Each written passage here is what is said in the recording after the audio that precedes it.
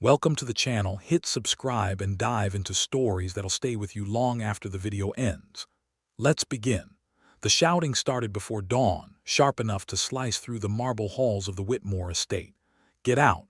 Richard Whitmore roared, his voice echoing like a slammed iron gate. "If you insist on throwing your future away, you can do it without my money." His son, Alex, stood frozen at the bottom of the sweeping staircase, fingers trembling around a crumpled acceptance letter. He hadn't expected his father to explode like this. Not today, not over this. "I'm not throwing anything away," Alex said, breath shaky. "I just don't want your company. I want to study art." The word hung in the air like smoke, soft, harmless, yet somehow infuriating. Richard's face hardened. "Art will not keep a roof over your head." Alex swallowed. "I'll figure it out." Richard's next words arrived cold and final. "Then figure it out without a cent from me." The silence afterward felt like a vacuum, pulling all the warmth from the hallway. Alex didn't argue, didn't beg. He simply turned, lifted his worn backpack, packed hours earlier in nervous anticipation, and walked out the front door into the pale morning chill. His breath fogged as he exhaled, releasing years of expectations he never asked to carry. The gate shut behind him with a heavy thud. By noon, the reality of being cut off had sunk its teeth in deep. The city, usually vibrant and full of opportunity, now loomed with towering buildings and indifferent faces. Alex wandered for hours, replaying the argument, trying to swallow the shame rising in his chest. The wind grew colder. His stomach growled. He stopped at a street vendor, checking his wallet. $8. That was all he had left after bus fare. He bought the cheapest sandwich they offered and carried it to a nearby park bench. As he sat down, a girl approached, her steps quick, uncertain, almost apologetic. "Sorry," she said softly. "Can I sit? The other benches are wet." He nodded, sliding over. She sat and folded her hands in her lap. Her jacket was thin, frayed at the sleeves, the kind of wear you didn't get from fashion but from survival. "You okay?" she asked after a moment. "You look lost." He tried to smile. "Rough morning." "Same," she murmured. They ate in silence until she peeked at his half-eaten sandwich. "You don't want that?" "I'm not that hungry." She tilted her head, reading through the lie. "You sure?" He hesitated, then tore the remaining piece in half and offered it to her. She blinked. "You don't have to. Take it, please." Her fingers brushed his as she accepted it, warm despite the cold air. For a second the world felt less heavy. "I'm Maya," she said. "Alex." She gave him a small smile. "Nice to meet you, Alex, who had a rough morning." He exhaled something between a laugh and a sigh. "Yeah, something like that." The sky darkened, clouds gathering like a fist above the city. Maya stood. "Storm's coming. You got somewhere to go." He hesitated. That was the moment Maya's eyes widened slightly, sensing the truth before he spoke. "You don't, do you?" And her question hung in the air, heavy enough to shift the path of both their lives. Rain began to tap against the pavement, soft at first, then turning sharp as the wind swept through the park. Alex pulled his backpack closer, but the zipper snagged and refused to close. It felt like the perfect metaphor for the day, everything slipping out of place. Maya watched him struggle. "Come on," she said, tucking her hair behind her ear as the first raindrops peppered her shoulders. "There's a community center a few blocks from here. It's dry, warm, and they won't kick you out for looking tired." Alex hesitated. Pride flared, thin, brittle, useless, but the cold punched harder. "Okay," he said. They ran beneath awnings and flickering streetlights until they reached a faded brick building with a crooked sign that read, "Riverside Haven." Inside, the air smelled faintly of old coffee and donated coats. Volunteers buzzed around tables, sorting blankets, greeting newcomers with soft smiles. Maya nodded toward an empty corner. "We can sit there. They don't ask questions." They settled onto mismatched chairs. Alex rubbed his arm, still shivering as shadows shifted across the room. Maya watched him with quiet attention. "So," she began gently, "what happened?" He looked at her, rain dripping from his hair. "My dad cut me off." She nodded slowly, not with shock but with understanding. Money, expectations, his company, my life." Alex let out a tired breath. "I couldn't pretend anymore." Maya leaned back, must have taken guts. He huffed a soft laugh. "Feels more like stupidity now. You walked away from something that didn't feel like yours." Her voice softened. "There's nothing stupid about that." Her certainty unsettled him. It was too kind, too steady. "You barely know me," he said. "True." She shrugged. "I know that look. the one people get when they're standing on the edge of something new and terrifying. He lifted his eyes. And what about you? What's your edge?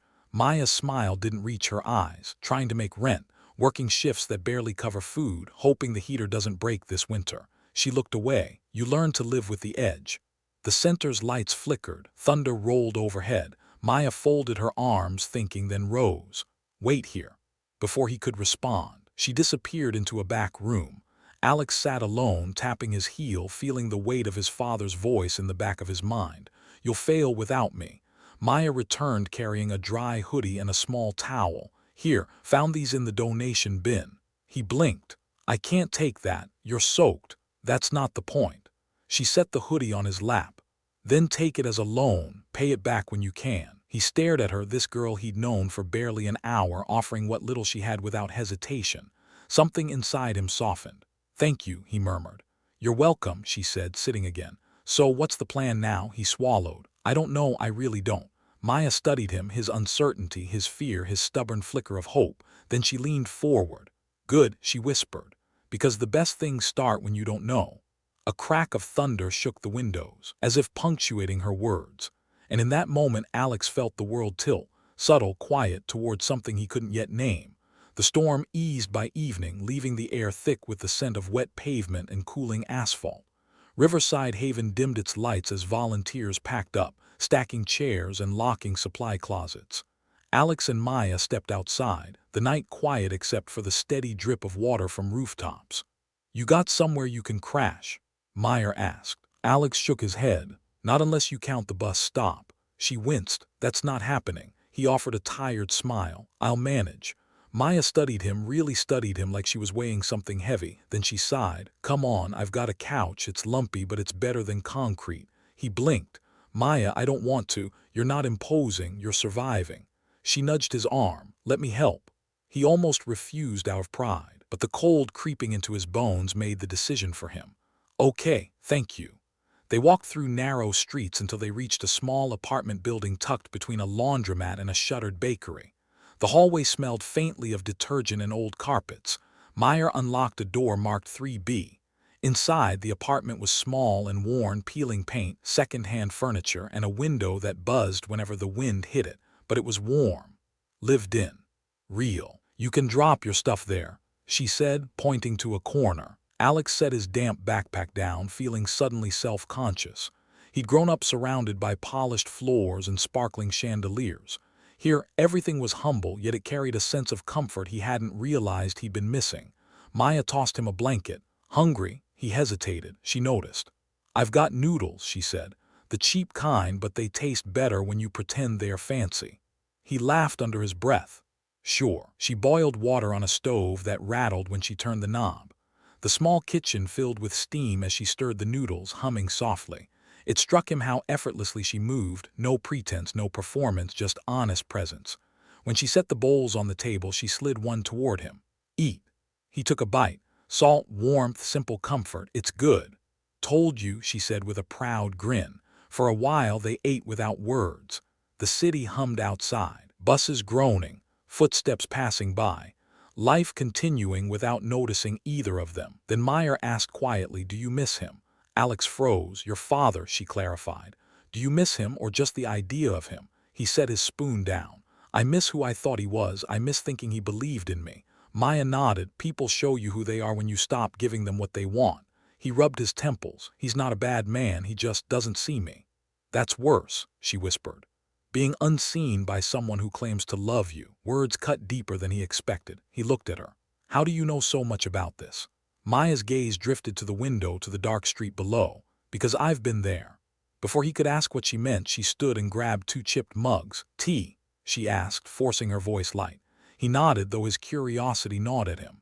As she poured the hot water, her hands trembled, so slightly he almost missed it. Something unspoken hovered between them, thick, heavy, charged. And just when he opened his mouth to ask the question forming inside him, a sharp knock echoed through the apartment door. Maya's face drained of color. She stiffened, mug still in hand. Don't move, she murmured. And suddenly the small apartment didn't feel warm at all. The knock came again, louder this time, deliberate, the kind that demanded attention. Maya set the mug down carefully as though any sudden movement might shatter the moment or her. Alex whispered, "Who is that?" She shook her head once barely. "Stay here." Before he could argue, she slipped toward the door, each step controlled, almost rehearsed. Alex watched her posture tighten, watched her inhale like someone bracing for impact. The hallway light spilled beneath the doorframe, casting a pale glow across her feet. "Who is it?" she called, voice steady but thin. A man's voice answered, rough, impatient, too familiar. "Maya, open up. We need to talk." Her shoulders flinched. Alex felt something twist in his chest. Whoever the voice belonged to, Maya clearly didn't want him here. She cracked the door an inch, just enough to see the man on the other side. "Ruben, it's late.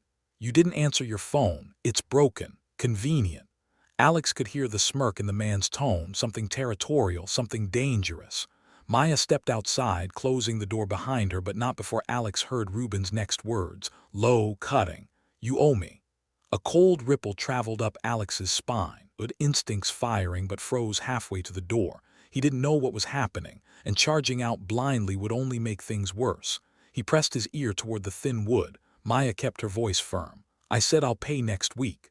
"You said that last week." "I'm trying. Try harder." There was a muffled thud, maybe a hand hitting the wall, maybe the door. Alex's jaw clenched. Ruben lowered his voice. "Unless you want me to come inside and look around, maybe see who you're entertaining." That was enough. Alex opened the door. Maya and Ruben both snapped their heads toward him. Maya's eyes widened in alarm, but Ruben's narrowed, slow and predatory. Well, Ruben said, "Didn't realize you had company." Alex stepped forward. "Leave her alone." Ruben looked amused. "Relax, rich boy." The insult hit harder than expected. Alex stiffened. "I'm not." "Sure you're not," Ruben cut in. "Only people who talk like that are either rich or pretending not to be." Maya slipped between them. "Ruben, stop, please. He's got nothing to do with this." Ruben leaned closer to her. "You keep bringing strays into your life, Maya. One day one of them is going to bite you." Maya took a shaky breath. "Just go." Ruben held her gaze for a long, heavy moment, then he stepped back, smirking. "Next week," he warned. No more excuses. He disappeared down the stairs, footsteps echoing until the building fell silent again. Maya closed the door, locking it twice.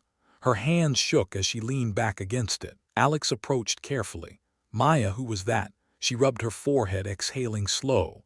"Someone I used to know, someone who helped me once. I've been paying him back for months." "Paying him back for what?" She hesitated. "Rent, food, a place to stay when I had nowhere."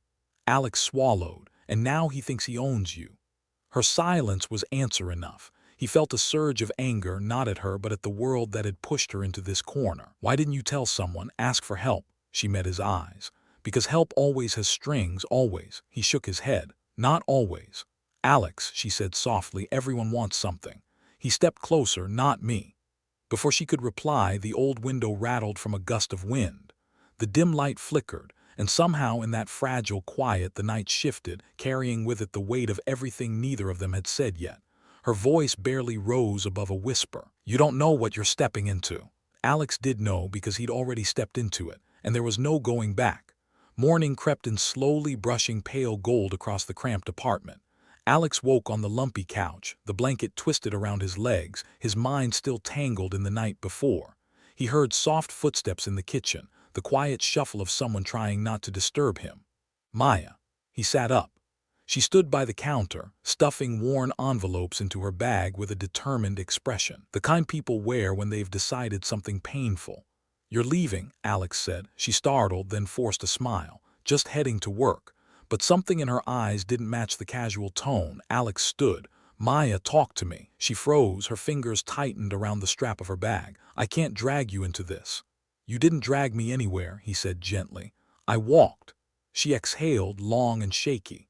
"You saw what Ruben's like. He doesn't forget. He doesn't forgive, and he doesn't stop." She swallowed hard. "I shouldn't have brought you here." "You helped me when you didn't have to," Alex said. "Let me do the same." "No," she whispered, "because you don't know what he wants."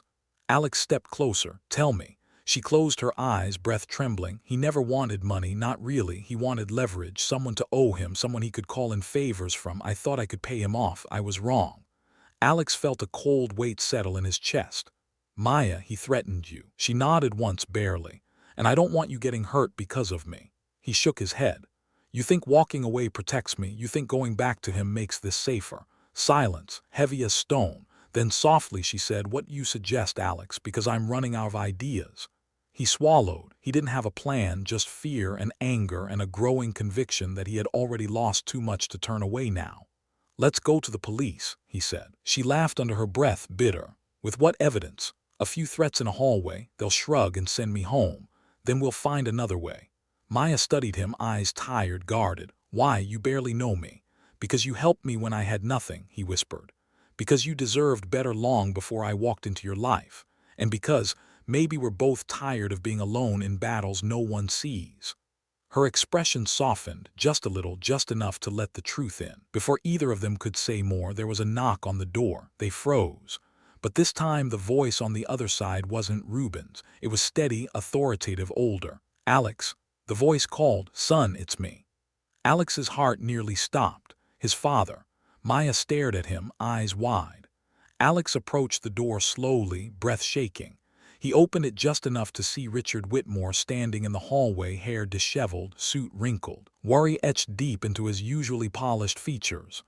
"Alex," Richard said, voice cracking, "I've been looking everywhere for you." Alex didn't move. "Why?" His father swallowed. "Because I was wrong about everything and I need to make it right." The hallway hummed with tension. Maya stood behind Alex, uncertain, scared, hopeful. Richard looked past his son and saw her, saw the tiny apartment, the peeling paint, the life Alex had fallen into overnight. "You didn't fail," Richard said softly. "I did." The words landed like a long-awaited truth, one that reshaped the room, the air, the distance between them. For the first time, Alex felt seen. He turned slightly toward Maya, then back to his father. "Then help me," Alex said. "Help us." Richard nodded once, solemn. "Tell me what you need." And just like that, the door that had symbolized everything broken became the threshold of something new. A beginning neither of them had expected. A beginning Maya no longer faced alone. Thanks for watching. If you enjoyed this story, hit subscribe and visit the channel for more real-life narratives that stay with you long after they end.